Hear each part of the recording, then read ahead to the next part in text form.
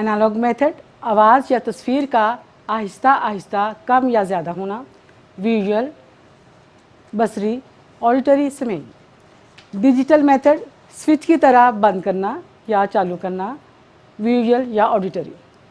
सब मोडेलिटीज़ को चेंज करने के दो तरीके होते हैं, यानी जो तस्वीर आपने अपने जहन में बनाई है या जो आवाज़ आपके अंदर महफूज है या जो एहसास है, तो उसको हमें कैसे चेंज करना है, उसके दो तरीके हैं। एक है एनालॉग मेथड। एनालॉग मेथड वो तरीका है सब मोडेलिटीज़ को चेंज करने का जिसमें हम सब मोडेलिटी को आहिस्ता आहिस्ता चेंज करते हैं, यानी किसी तस्वीर को हम आहिस्ता आहिस्ता चेंज करेंगे। जैसे आप अपने मोबाइल के वॉल्यूम को आवाज़ कम करनी हो तो आहिस्ता आहिस्ता करते हैं, या जैसे अपने लैपटॉप की या मोबाइल की ब्राइटनेस को कम करना है तो आहिस्ता आहिस्ता कम करते हैं या ज़्यादा करते हैं, यानी ख़त्म नहीं कर रहे, मध्यम कर रहे हैं या कम कर रहे हैं।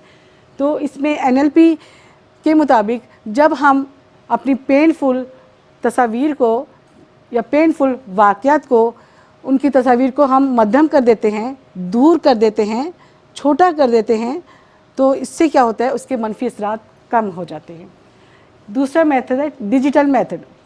डिजिटल मेथड ये वो तरीका है जिसमें हम सब मोडेलिटी को एकदम से ख़त्म कर देते हैं, बिल्कुल स्विच की तरह। जैसे आप स्विच ऑफ़ कर दें तो लाइट बंद हो जाएगी, जैसे आप अपनी मोबाइल का म्यूट का बटन प्रेस कर दें तो आवाज़ फ़ौरन बंद हो जाएगी। तो इसमें हम क्या करते हैं कि उस तस्वीर को, उस आवाज़ को, उस एहसास को एकदम ख़त्म कर देते हैं। ये हम आपको आगे जाके बताएंगे जब हम आपको NLP की टेक्निक शेयर करेंगे। अच्छा, विजुअल एनालॉग बड़े अच्छे तरीके से उसने बना दिया कि ग्रेजुअली किसी चीज़ का कम होना, लेकिन अभी इसका ज़्यादा सुन के ज़रा कम अंदाज़ा होता है, देख के ज़्यादा क्लियर हो जाता है। अब अगर आप इसको देखेंगे, ये आप एक तस्वीर देख रहे हैं कलरफुल, वही कलरफुल तस्वीर ये मध्यम हो गई, थोड़ी सी चेंज हो गई, फिर और चेंज हो गई, फिर और चेंज हो गई, फिर और चेंज हो गई, और फिर ब्लैक एंड वाइट हो गई। यानी कलरफुल से लेकर ब्लैक एंड वाइट तक दरमियान में उसके मुख्तलिफ स्टेप होना। हम अपने माइंड में कुछ एक्सपीरियंस इस अंदाज में भी रखे होते हैं। जो लोग कहते हैं ओ यार कभी एंग्जाइटी हो जाती है, कभी ठीक हो जाता, कभी एंग्जाइटी हो जाती है, कभी ठीक, वो इन सब मोडेलिटी को यूज़ कर रहे होते हैं। वो कभी उसको हाईलाइट कर देते हैं, कभी मध्यम कर देते हैं। तो ये इसे कहते हैं एनालॉग तरीका। और ये NLP प्रैक्टिशनर के लिए समझना इंतहाई ज़रूरी है। अगर उसको ये समझ नहीं आएगी तो सही तरीके से इनको अप्लाई नहीं कर पाएगा। इसी तरह ये देखेगा उसी बच्चे की तस्वीर, इट्स अ कलरफुल तस्वीर, और ये उससे कम कलर हो गया, फिर और बदल गया, फिर और बदल गया, फिर ब्लैक एंड वाइट। यानी एक एंड से लेकर दूसरे एंड तक जाने के दरमियान उसके डिफरेंट स्टेप है। इसको कहते हैं एनालॉग। क्लियर हुआ कंसेप्ट? अभी इसी तरह आगे डिजिटल। अब देखिएगा ये कितना खूबसूरत मंजर लग रहा है, और उसी मंजर को फिर ब्लैक एंड वाइट कर दिया। यानी आपने सिर्फ दो अंदाज में देखना है, या ब्लैक एंड वाइट देखना है या कलरफुल देखना है। अब वो जो फोबिया में मुब्तला हुआ, याद होगा आपको लिफ्ट वाली केस, या वो मैंने उस दिन एक बात कही थी कि ये जो 3 वाक़यात आपसे शेयर किए जा रहे हैं, इनको आपने आइंदा सब लेक्चर्स में याद रखना है। अब बजाय इसके कि हर दफ़ा वही किए जाए तो इस तरह हमारा टाइम भी बचेगा और वो चीज़ भी याद हो जाती। उसने क्या किया हुआ है, उसने ये तस्वीर बनाई है, लिफ्ट में अपने को फंसा हुआ, मरा हुआ, वो खौफ में देख रहा है, और ये तस्वीर पक्की हो गई। जैसे आपने अभी बाहर से आते हुए अपनी तस्वीर बना लिया है, अगर आपको मैं 2 महीने के बाद भी पूछूं तो आपने यही बात बतानी है। इस तरह वो अपने माइंड में क्लियर कट के इमेज रख लेते हैं। इस इमेज को तब्दील करने का फ़न सीखना है आपने। इसको कहते हैं डिजिटल, मतलब है कि डिजिटल, ये या आप तस्वीर उधर कर देना या उधर कर देना। ये NLP एक्सपर्ट के लिए आप बीइंग NLP एक्सपर्ट आपको जानना ज़रूरी है, क्लाइंट को बताना ज़रूरी है, जिसको पर अप्लाई कर रहे हैं उसको बताना ज़रूरी नहीं है। ये आपकी एक्सपर्टीज है कि किस तरह करते हैं, ठीक, काम दोनों नहीं करना है। लेकिन आम तौर पर जब लोग प्रॉब्लम में चले जाते हैं तो वो अपनी पिक्चर इसी तरह एकदम क्लियर बना देते हैं, और वो उसके बाद फिर लाइफ टाइम उसमें मुब्तला रहते हैं। उस पिक्चर को चेंज नहीं करते, उस डायलॉग, अच्छा खाली पिक्चर नहीं चेंज करनी, इसके साथ डायलॉग भी चेंज करने हैं, वो आवाज़ भी चेंज करनी है, तो फिर चेंज आ जाएगी। अब वो ये देखेगा, ये तस्वीर कलरफुल और ये ब्लैक एंड वाइट। یعنی دو انداز ہیں, اس کو ڈیجیٹل کہتے ہیں. Analogue auditory.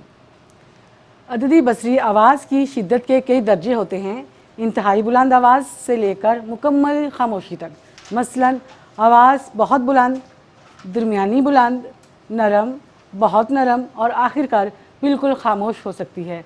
आवाज़ की हर सतह हमारे अंदर मुख्तलिफ रद्दअमल पैदा करती है. इसके बाद है डिजिटल ऑडिटरी.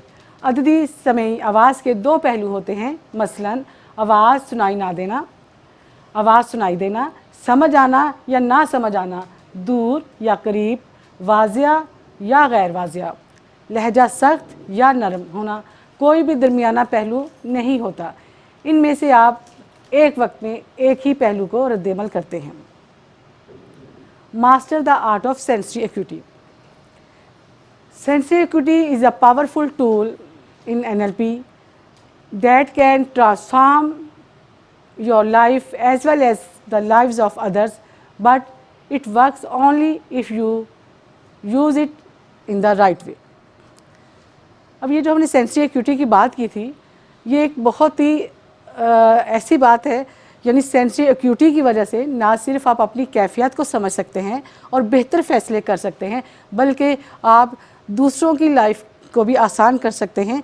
देखिए, जो सेंसरी एक्यूटी है ये ना सिर्फ NLP प्रैक्टिशनर के लिए ज़रूरी है, क्योंकि अगर उसे सेंसरी एक्यूटी आती है, उसमें वो माहिर है, तो वो देख सकता है कि मेरा क्लाइंट जो है, जो मेरे सामने पर्सन है, वो किस कंडीशन में है, किस स्टेट में है, और क्या उसकी स्टेट बदल रही है या नहीं, और क्या उसकी प्रोग्रामिंग हो चुकी है या नहीं. तो ये सब सिचुएशंस उसे कब समझ आएगी, जब वो सेंसरी एक्यूटी में एक्सपर्ट होगा.